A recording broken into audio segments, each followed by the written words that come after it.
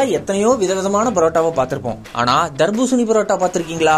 அப்படி ஒரு பரோட்டாவை தயாரிச்சு அது உணவு பாதுகாப்பு துறையோட அதிகாரியோட தான் நாங்க மக்களுக்கு சர்வ் பண்ணுவோம் அப்படின்னு ஒரு ஹோட்டல் உரிமையாளர் சொல்லியிருக்காரு. எங்க என்ன அப்படிங்கறது விரிவா பார்க்கலாம் வாங்க. மதுரையில வண்டியூர் சுங்கச்சாவடி பகுதியில பிரபலமான உணவகமா இருக்கிறது டெம்பிள் சிட்டி. இந்த உணவகத்தை நடத்திட்டு வரவர் குமார்.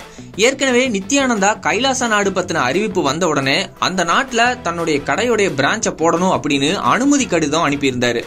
அது போக கொரோனா தோசை, முகக்கவச பரோட்டா அப்படின்னு எல்லாம் தயார் செஞ்சிருந்தாரு.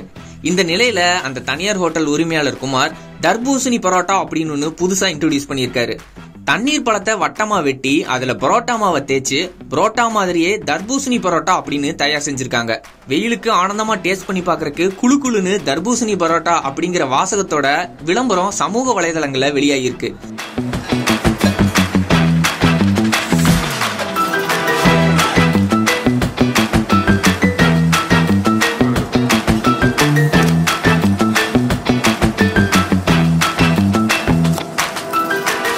இயற்கையா சாப்பிடக்கூடிய உணவுகளை அடுப்புல வேக வச்சு புரோட்டாவோட அதை சாப்பிடுறது உடலுக்கு உபாதை ஏற்படுத்தலாம் அப்படிங்கிற அச்சமும் சொல்றாங்க.